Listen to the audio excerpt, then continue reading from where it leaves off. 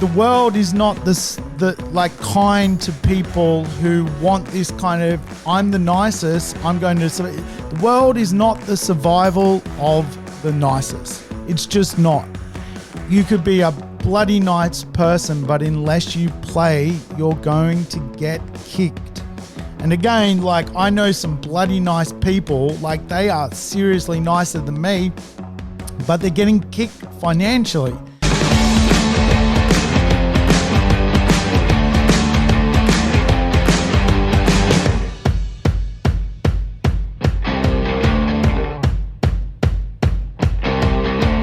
Welcome to the Urban Property Investor. I'm your host, Sam Saggers, here to help you crack the code of real estate wealth. Today's show, a code cracker. We're going to dig into a little bit of psychology well-being. Yes, does that sound riveting? I hope so. And of course, you may be thinking right now, what the hell does psychology have to do with creating wealth from real estate?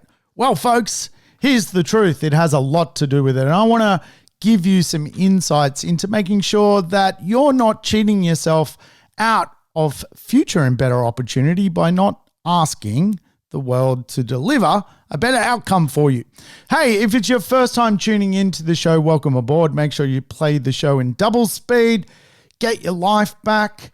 And of course, all of the podcasts I've done are actually lessons on real estate. So if you want to dig into lessons on property investment, things like how to renovate, how to subdivide, how to depreciate, you can go back to past episodes. But I tell you what, I think you should stick around for this episode because well-being, economic well-being, financial well-being, relationship well-being, physical well-being, purpose well-being, social well-being, and of course your earning capacity well-being does come back to how you play this thing called life. Now, I want to give you a 15, 20-minute lesson on psychology so you can make the most of your world. So that is what we're doing today. I know that's left field compared to what I normally do, but I tell you what, I'm not a one-trick pony. I've got a lot of tricks up my sleeve. And not only do I focus on real estate, but I also focus on myself. And I've always focused on myself because I've learned early on that if you don't, you can easily slip off the economic track. When I look back on my life, other than growing up a gopnik in a street labeled Sydney's Chernobyl, I spent my early economic years fundamentally broke. And I literally would get to the end of every working week with not a dime in my pocket. And of course, after many years of doing this, I soon sort of realized that I'm going to get hurt further down the track by not actually taking responsibility for where I was in my life. And of course, today I certainly have a large peer group. I have some great social connections and I know a lot of people. And today still it hurts me to see that a lot of people aren't asking the world the best possible questions and really just kicking the can down the road when it comes to their economic world. They're avoiding a problem today and they're probably going to wake up with a massive problem tomorrow by not fundamentally playing the game. And of course, we live in a capitalist society. Australia is a place where there is so much opportunity that you can create. So you got to play the game. And of course, when I look back on my journey, it was those early economic years where I drove a shit car, couldn't pay the bills, couldn't afford to rent, that changed my economic viewpoint of life. I literally sat down and did, what am I worth? What is my true net worth? What are my income? What are my liabilities? What are my assets? And I soon realized I was penniless. And for me to move forward in the world, I had to let go of the fact that I was pushing the responsibility of me being a better version of me to others. You know, I used to go to work in my early years and think my boss doesn't pay me enough. I used to think it was my boss that was having the problem. I'm perfect. I was thinking, my family was a bunch of gopniks. They messed up, not me. And I used to think, really, the world was messed up and I wasn't. And when I started to go, well, hang on a minute, the world's always been around. It's been around for tens of thousands of years. Maybe it's actually me that is the problem. If I change me, will I go in a better direction? And of course, I see this today. People today have a blind spot to growth. They have a blind spot or a fear of changing themselves, of bettering themselves. And I can tell you a lot of the people I see out in society who have empty assets, they may have a really good job and a lot of cash coming in, but no assets to show for it. Having worked 15, 20 years, not one single thing to show for it. A lot of them have other problems, things like drinking problems. And so this manifests itself in many places. Avoiding economic health manifests itself in high cholesterol, drinking problems. It manifests itself in mental breakdowns. It manifests itself in social breakdowns, in divorce.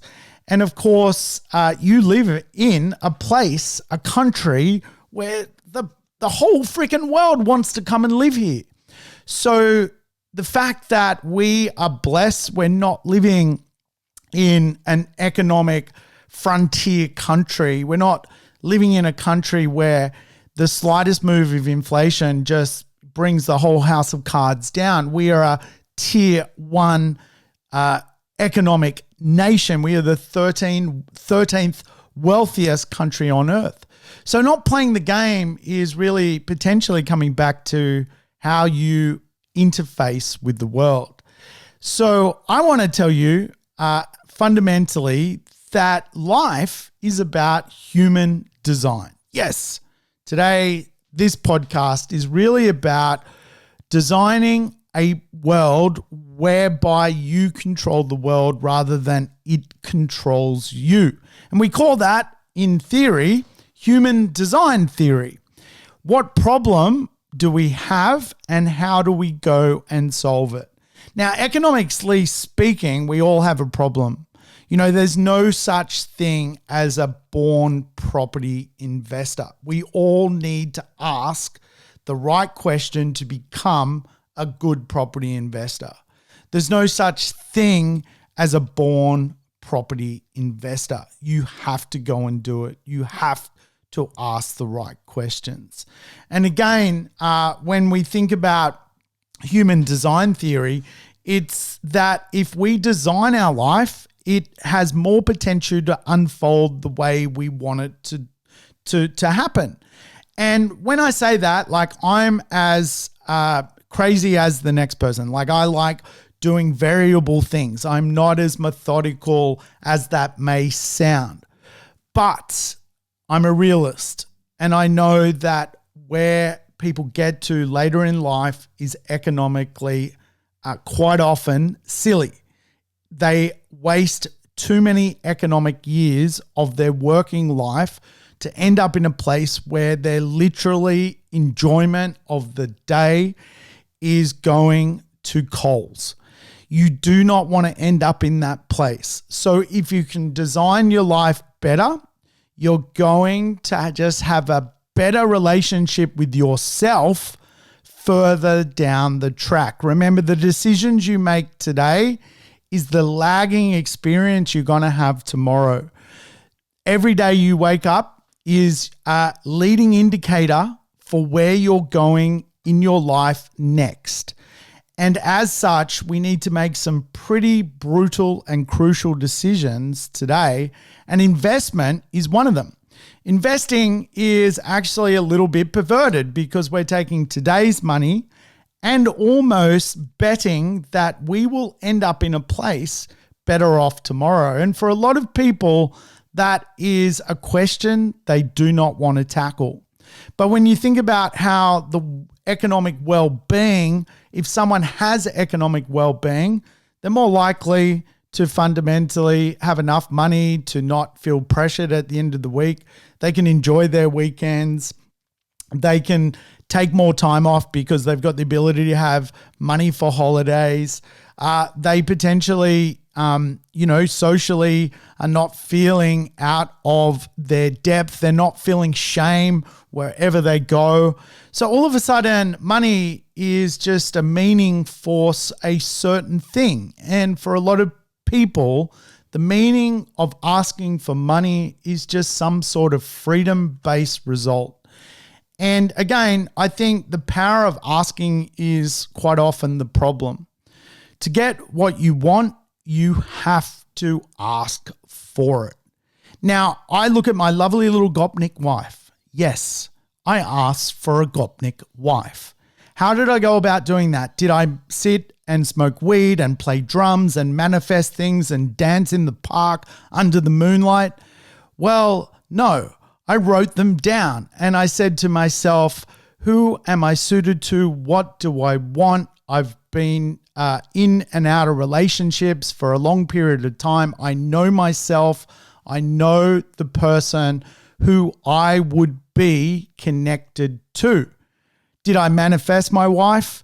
Potentially I did. Did I do it in a way of smoking weed and playing drums and running around doing weird bongo things? No. I just simply, in my mind, decided who I was looking for, and the law of reciprocity worked. That person appeared in my world, and when they appeared in my world, I knew it was time to take advantage of that person and put a ring on that finger, so to speak. And I see this all the time with single friends of mine. I'm like, describe the person you want. Ask the question of whom you are looking for. And they can't answer that question. I was actually at a dinner with some friends, and one of the young ladies there was asked this particular question. Who do you want? What do you want? You talk and bitch and moan about not having a husband or the partner you're looking for. And, she could not answer that question. That is not the world being mean to that particular person. That is that person not taking responsibility to ask the right question. So again, like the power of asking gets you where you want to go in your life. When I go back to my early economic years, I was broke. I was asking the wrong questions. Then I started to formulate the right questions. Who and what do I need to defeat to actually move up in this world? Where do I need to go in life? Who do I need to meet to actually start to learn better behaviors? What do I need to do in this world to change where I'm at? And of course, that's great thinking that, but then you've got to go and take the action and do it and put yourself in the right situation. The power of asking is underrated. Now, once I asked for $1 million. Yes, I went to a billionaire's office. I sat inside that billionaire's office. I thought to myself, I've got an idea. I think I can bring that idea to light. I do not have $1 million. I'm going to ask for $1 million. And guess what? I received $1 million. Yes, simply like asking and putting myself in a position and having a formula, a plan, and being nice. Someone who was financially better off than me parted with $1 million to me to go do something and build something I was passionate about. See, we all have limiting beliefs, and there are beliefs that you need to tackle in your world. If you want to earn more, you need to ask the world how you're going to do that. Is that a pay rise? Is actually earning more from your job going to make you wealthier? Probably not. Actually, when I worked out that part-time, I could make more from real estate than I could from my full-time job, it transformed my world. I recently heard inside my own company, a great person I've been working with, helping mentor amongst other mentors, a young lady who just bought her 5th property, but that fifth property was her dream home. How many people live in their dream home? Most people do not live where they want to live. Most people do not get to live in their dream home because they're not asking the world the right questions. That young lady, Haley, shout out to you. She asked the world the right questions. How do I make money, more money than my job? How do I invest? How do I build an asset base? And how do I use that asset base to leapfrog into my dream home? What a powerful set of questions. And again, I think today it's a little bit of a sermon because the market is creating a lot of uncertainty for people. And when people are uncertain, quite often they're just asking the world the wrong questions. And I don't think you want to cheat yourself out of a long-term legacy when it comes to investment. Now, interest rates are higher at the moment. Who cares? Are you going to cheat yourself out of 10 years worth of property growth and property market activity because the interest rates are high? Is that actually the right question to ask? Here's a better question. What type of property can I buy that gets a reduced interest rate amount? There's a more quality-based question. I can tell you right now, inside the real estate market, if you buy a property with a certain thermal efficiency, you can go to a certain level of lenders and ask for a Green Star loan, and they'll instantly discount the interest rate you pay. See, there is an answer to every riddle. The point of the conversation is you've got to ask the right questions. And of course, this could be from anything, right? Like you could be going for a job interview. You have to ask for the job. I want the job. You could be if you're hoping to get something off your partner for Christmas. Like they're not mind readers. Ask for what you want. I want this specific thing because it's going to change my world and put me into a better place. Ask for it. Ask and you shall receive. So why don't we ask for what we want? As I alluded to, I've been asking ever since I went through my first economic period of my life where I was gopnik and broke. I've been asking the world to deliver better people. I've been asking the world to deliver money. I've been asking the world to deliver growth personally. And the world continues to deliver. Sometimes I describe my life as a massive sliding door, but by virtue of asking to go through the right doors, I come across some interesting ways to play this game called life. Now, remember, you need to make sure you're in a conscious state with all of this stuff. And there are just too many people who today are just what we call unconsciously incompetent. They don't know what they don't know. And because they don't know what they don't know and put themselves in a place to know, they are fundamentally going very much backwards in life. And I have these conversations all the time. I have this conversation recently with a friend. They thought that they could never buy a property. They didn't know they could. They thought instantly their income and their job would equalize to not being able to participate. Where this bias came from, that is a question for them. But they didn't know, but now they know. So all of a sudden they've gone from being fundamentally incompetent, unconsciously, to conscious. They are now in the know. And of course, this is the game of life. We've got to awaken ourselves to move through this world so we can end up in a place where we want to be.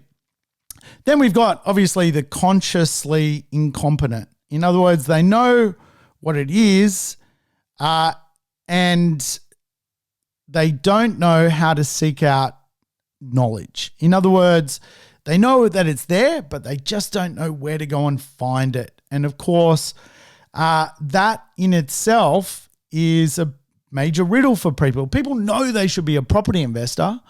They are conscious about it, but they don't really know how to connect the dots, what books to read, what podcasts to listen to, what events to go to. So they don't seek out the knowledge to deal with the incompetency. They almost blatantly, absolutely ignore it, which is probably, when you think about it, a deadly sin. If you know you can do it, you need to go and do it. And of course, then there's the consciously competent as opposed to the consciously incompetent, and they have the knowledge. They know where to go, which book to read, what podcast to listen to, what seminar to visit, what property to buy, and they don't do it. And I know so many people in this space. They spend 10 years not doing something they should do. And time goes so quickly. They wake up and all of a sudden their economic well-being changes faster than they think. All of a sudden, as a married couple, they could have consciously invested, bought 5 properties, set themselves up for life, and then they go and have a baby and have twins, and then a third one comes along the way, and before they know it, their economic life has changed forever. Then this kind of spiral of why didn't we ask the right questions at the right time of our life starts to appear, and they're consciously competent, but they don't do anything about it. And again, like for many, many people inside society, this is a real conversation, please. And, I guess, we need to understand that we all need to be moving forward and making sure we set ourselves up for tomorrow, otherwise we're kicking the can down the road. Now, of course, I think there's some powerful questions you need to ask of the world. Big picture stuff when it comes to property anyway. It could be a sequence like, how do I execute money to make it work for me? Like, how do I put money to work? Money is a multiplier. It just multiplies more money. And again, like if you're not being a capitalist, you're not going to multiply more money. You're going to work, waking up every day, exchanging your time, getting some income, and then not multiplying that income. So as a property investor, I mean, one of the coolest things is you just work in the multiplying effect. Other questions. How do you make sure your income is greater than your needs?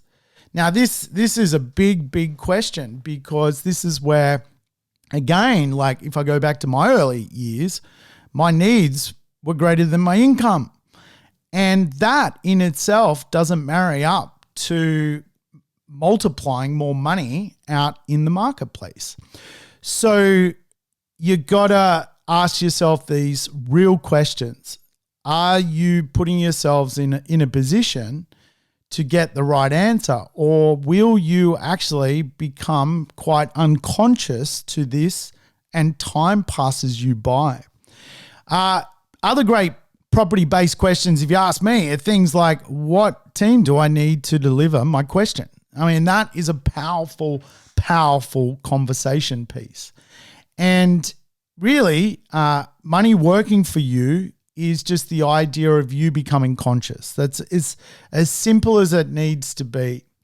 And again, like when I look at, I guess, how I became conscious, it was about building a team, right? Like you got to have a team of A-grade players. Like you don't go to no one goes to the Olympics unless they're A-grade. So one way to become A-grade is to build a great team. Really, there's no such thing as a self-made person. They all reach their goals because they helped others and then others helped them. They joined a team, they contributed to a team, and fundamentally a team helped them. So if you want to replace your income, you can't just piss in the wind with this stuff. You've got to create a plan. You've got to have a roadmap. You've got to check into that roadmap. You've got to be asking the right questions. How much do I need to replace my income? How am I going to replace my income? What assets do I need to replace my income? Where and when will I start replacing my income? Now, as I often allude to, investing is just a way to financial freedom. I mean, properties are great. We love talking about them, but we wouldn't buy them if they did not lead to a financial well-being place. Now, leverage and investing is really the same thing. Investing is just leverage. How are you leveraging your time? Now, we all go to work and work 10, 12, 13 hours. Investing allows you to work 13 hours, but then earn over a 24-hour period. That's the beauty of investing. One thing I love doing is working out over a 365-day year period, all the hours in the day, and how much money I was able to make by not working. Think of it that way, right? So investing is leverage. Leverage is financial freedom. And the more you leverage, the more fundamentally in a capitalist society, you create financial freedom. And of course, that financial freedom ultimately then comes back into how you play the game. Remember, there is more money out there than you can poke a stick at. And you've just got to put yourself in a position to ask for it. I asked for $1 million. I got $1 million.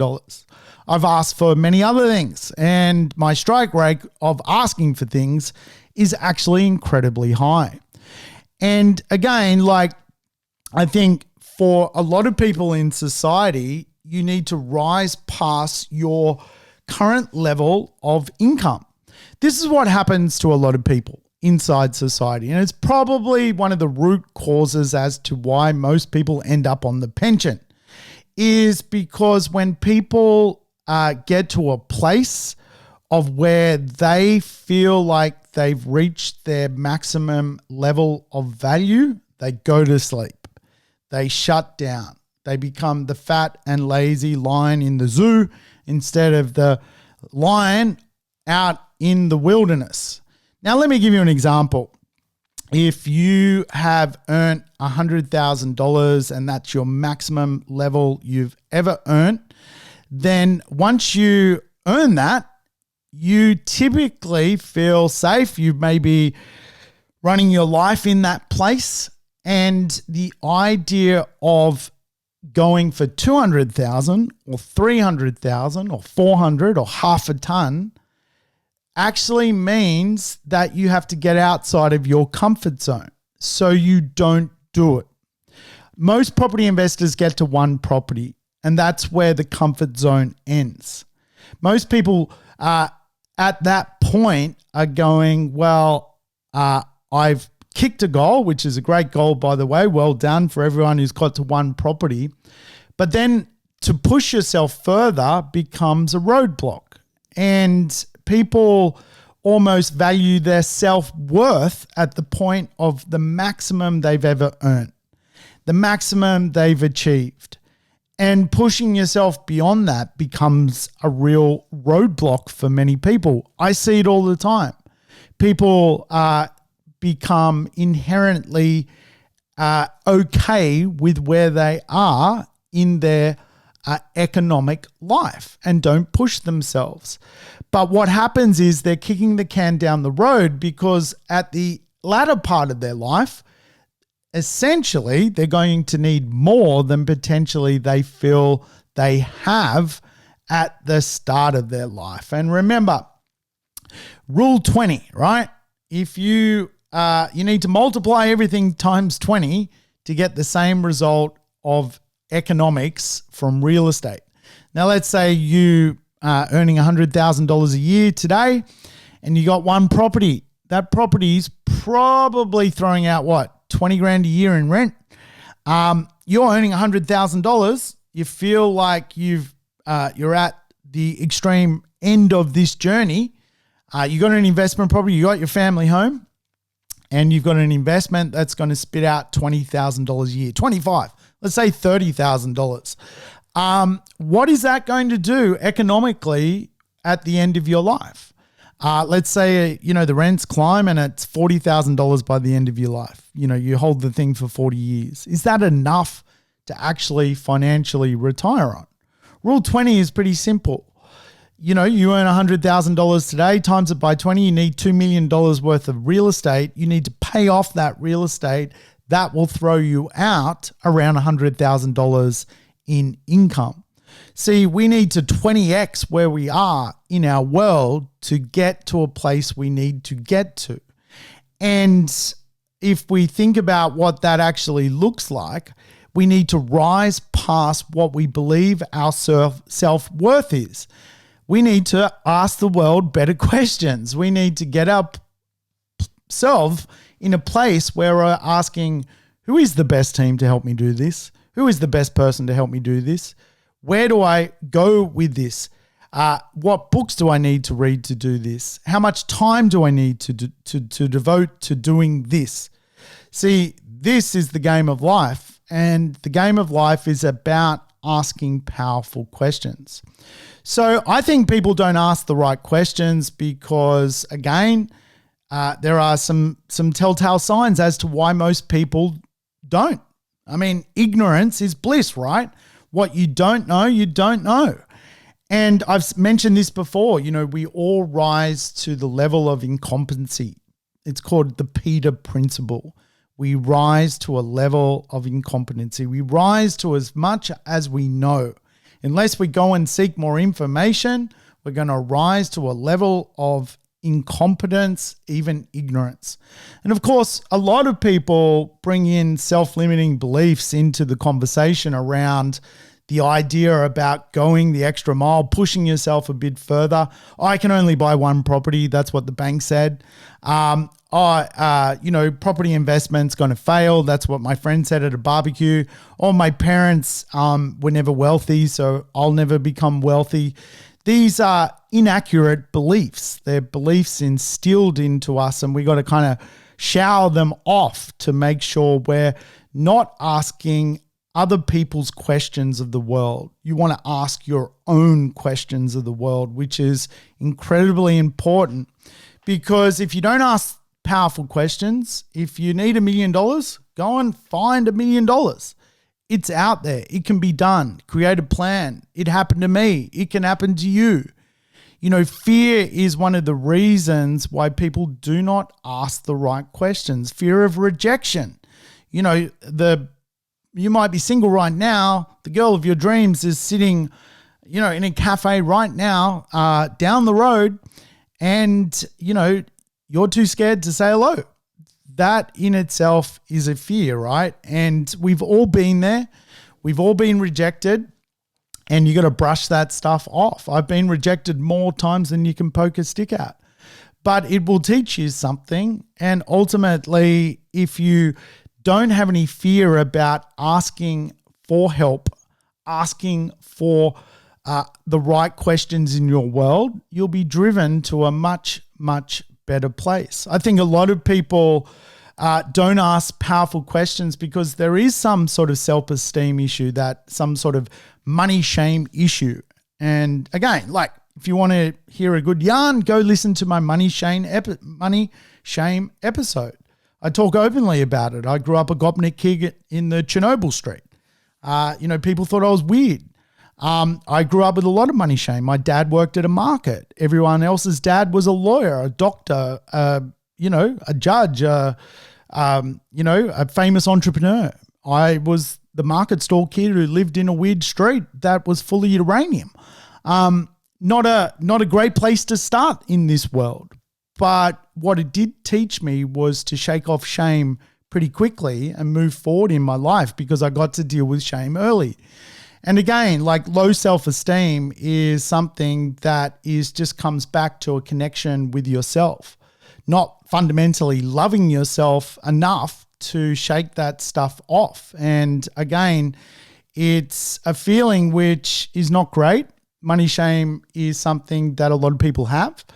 money shame holds people back. Money shame is a sense of not feeling worthy enough.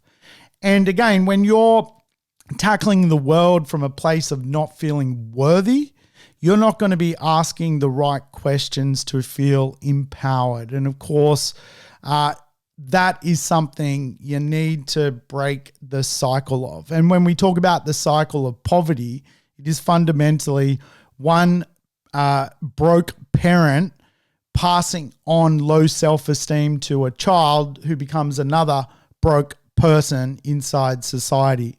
And again, we can make all the excuses in the world that the world's bad, the world's mean. There's a real underbelly at the moment, if you like, of let's just blame everything, blame the world, and really the best thing we can do as human beings is make ourselves much better to make the world a better place. And of course, I think, probably the one thing that definitely comes into so many people I speak to who economically are not fixing themselves is pride. Ego tells them that they're actually too good to actually do even any of this stuff. And I see this a lot with a lot of executives that I coach. They make so much money and their ego gets in their way and they are just, job rich, but asset poor. And I know much poorer people from a jobs point of view who just wipe them out when it comes to how many assets they've been able to create. And again, a lot of it just comes back to a sense of they think they know best. They think they know. And again, I think, the world is full of over-educated financial illiterates. I'll say it again. The world is full of over-educated financial illiterates, and their pride gets in their way. And that listening to this, they'll be full of pride going, "You bastard, how can you call me an overeducated financial idiot or illiterate?" And the reality is there is just so many people out there who are not asking the world the right question. I'm a super educated, but I don't know how to invest. And there's nothing wrong with putting your pride aside to making sure you're building your tomorrow land. So I personally have, just got a few, rules, and I'll share them with you. My rules to life, if you like. The first one is learn far more than is normal. Yes, education is the key to life. And again, listen to the books, listen to the podcasts, go to the seminar, spend your time wisely, do the course. It all will take you in a better direction. It will make you ask the world better questions. Have a total growth mindset. Put, your filters on to the rubbish and just think, at the end of the day, I've got to grow my economic position. It's not about being the richest. It's being about the most balanced. And of course, money just creates balance. It can also create a lot of tension. But if you're humble with money, it will create balance in your life. Provide, this is the third one, more value than what you expect. In other words, give more and you will receive back. And again, we today sometimes are living in a society where people expect rather than give. And I can tell you, when you give something of yourself to others, you will get it back tenfold. And that is really one of my passions of life. The reason I do this podcast is to give as much as I can. I expect nothing in return.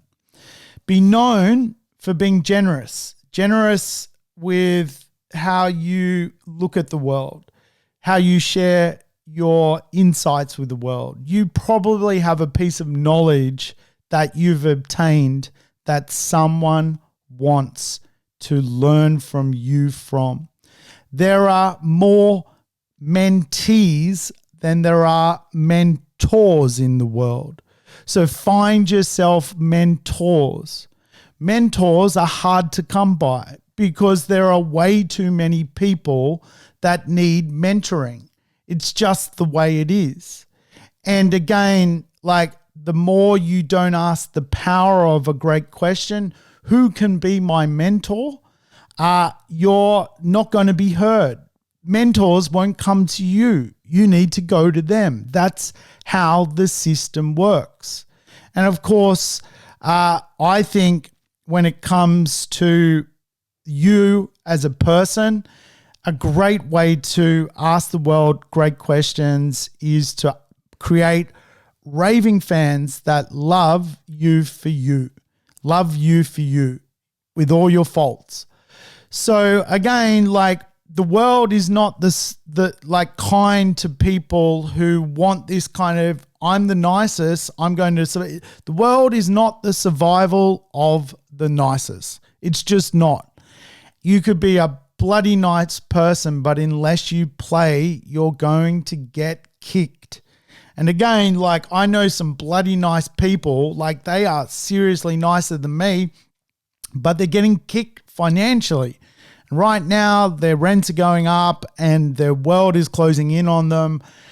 Cost of living's going up, and nice ain't cutting it in the big bad world out there. So it is what it is. Remember, the questions you ask today are actually going to formulate the person you are tomorrow. So make sure you spend your time, listening to the right people, surrounding yourself with the right network and connections, because again, like if you spend the next 5 years of your life reading the wrong books, listening to the wrong podcasts, hanging out with Nugget, your drongo mate, who you can love, by the way, and hang out with. But if you spend all your time with that person and you're all going in the wrong direction, your Pied Piper, if you like, is fundamentally the wrong person. And so make sure that you fundamentally start to ask the world better questions. I guarantee you're going to go in a better direction. And of course, financially, if you can ask the world great questions, you're absolutely going to crack the code of real estate wealth. And what that will do to your social life, your family life, your relationships, and your purpose will absolutely come to fruition. It will shine through. You will find your purpose. Investing just creates purpose. All right, guys, thanks for tuning in. I'll catch you next time as we crack some more codes when it comes to real estate wealth. Thanks for tuning in to the Urban Property Investor. To never miss an episode, make sure you subscribe to the podcast on your favorite app or on YouTube. And I would love it if you could give the show a rating and share it with your friends and family. In between episodes, you can always keep in touch with me by connecting on social media over Facebook, Instagram, or LinkedIn. Until we meet again on the next episode of the Urban Property Investor, take care and bye for now.